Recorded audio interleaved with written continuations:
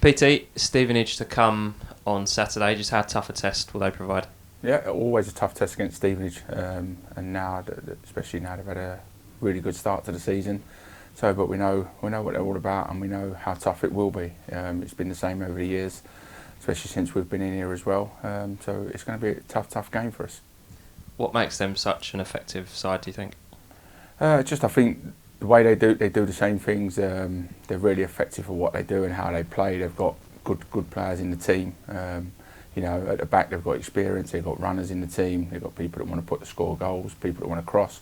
They've got a good variety of things in amongst all their team. So, and buoyed with a bit of confidence from results from the start of the season, that's what they're looking good. Similar to us, they've got some players who've been sort of on that journey with them up through League Two. Just how much does that continuity help a squad? Yeah, it definitely helps. You know what I mean? We had it, but then we've lost a few players, whether we've sold them or they've moved on or whatever. In whatever way, they've kept hold of a lot more of their squad from when we both came up from League Two. So it definitely does help, but you've got to evolve as well, and you've got to move on with it. And we've had a lot more changes than them in our whole squad, but each to their own, and that's how they've done it. And like I say, they've been very successful.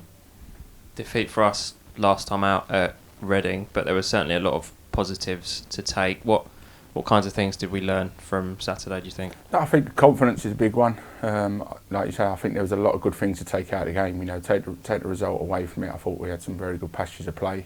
We caused them a lot of problems. Still loads for us to work on though. In both boxes, and just being a bit more clinical and being more defensively sound with everything, and that's starting from the front as well. That's not just defenders, But I think there was a lot of positives we can take from that game, and we can build on and try and get ourselves now into the rhythm of a few wins on the trot. How encouraging is it from a coaching point of view that at Reading that kind of middle third of the pitch was really looking strong? Yeah, it's really encouraging, but like I said, it's part of the whole game. We've got to try and get bits of the whole game together, and once we do, we'll be okay. We've got very good players and a good squad of players as well that can do what we're asking them to do, and it's just now getting a bit of rhythm. Like I keep saying rhythm, but getting that little bit of rhythm, finding that little bit of something, whatever it is. It might be luck, it might just be a bit of magic, and it just kick-starts you and gets you really firing. Picked up a couple of injuries in the last 2 weeks or so. How's the squad looking? No, the squad's all fine. Everyone's trained today. Just still Michael Craig's still out, but apart from that, I think everyone's fit and available to play against Stevenage Saturday.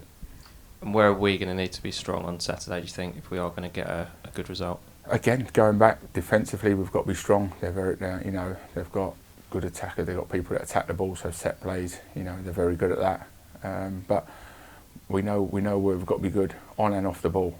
We've worked a lot this week on stuff we need to do for this game, and it's been a positive week again. Like a positive week going into the Reading game.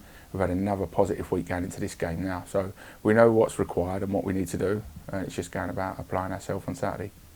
Lastly, it's a very, very busy day of football at the stadium with the women's team playing straight after us. How nice would it be, one, for fans to see 2 wins, and 2, for people to stay behind and really show their support for the women's team? Yeah, I think it's good and it's important, especially for the women coming straight on after us. It'd be really good if the fans can stay behind and give them support and cheer them on after they've given us another fantastic bit of support for our game.